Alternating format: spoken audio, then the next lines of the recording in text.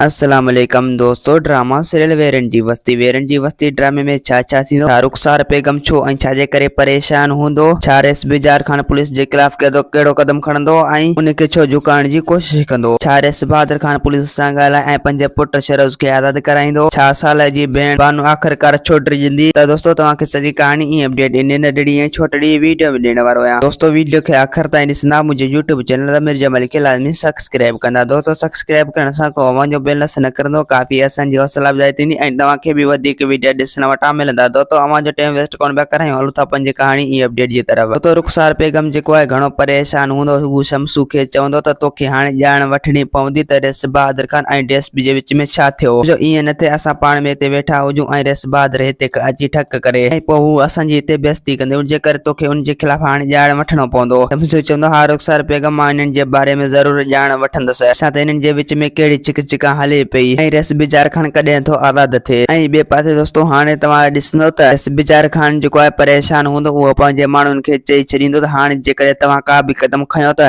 तव्हांखे कॾहिं बि बख़्श न कंदुसि, छो जो ज़रल हींअर बि मुंहिंजे खिलाफ़ आहे ऐं हू तव्हांजे मथां एफआईआर कटाइण जी कोशिश करे पियो। हुन कुझु माण्हू पकता आहिनि, हू माण्हू कुझु असांजा नाला बि खणी चुका आहिनि, जेकॾहिं हाणे तव्हांखे होशियारी सां रहणो पवंदो। इन चक्कर मां ज़ोरी डीएसपी सां ज़रूर जान छॾाईंदुसि, बाक़ी जेकॾहिं आईंदे लाइ तव्हां ईअं कयो त पोइ मां तव्हांखे कॾहिं बि बख़्श न कंदुसि। ऐं ॿिए पासे दोस्तों हाणे तव्हां ॾिसंदो त रेस बहादुर खान जेको आहे घणो परेशान हूंदो ऐं हू इहा सोचींदो त अगरि जेकॾहिं मूं चांड्रोकी मां हथ पटिया त पोइ हर को इहो चवंदो त रेस बहादुर खान कमज़ोर थी वियो। बहरहाल मां चांड्रोकी तां कॾहिं बि हथ न पटींदुसि ऐं जी शरोज खान सां ज़रूर शादी कराईंदुसि। ऐं पोइ डीएसपी ज़रली खे फोन कंदो, उन खे चवंदो त तुंहिंजो भलो इन में आहे त तूं इन मंगणी खे टोड़े छॾ। उन जी पहिरीं मंगणी जेको आहे मुंहिंजे पुट शरोज सां थियल आहे, अगरि जेकॾहिं तूं उन जी मंगणी मां हथ न पटिया त पोइ मां तुंहिंजो लाश तुंहिंजे माइटनि ॾे रवानो कंदुसि। ज़रली चवंदो त रेस तोखे जेको करिणो आहे भले करे वठे। दोस्तों उम्मीद त कहाणी आई हूंदी, पसंदि असांखे ॾींदा इजाज़त, वरी तव्हां सां मिलंदासीं के नई ईंदड़ वीडियो में। खुदा हाफ़िज़।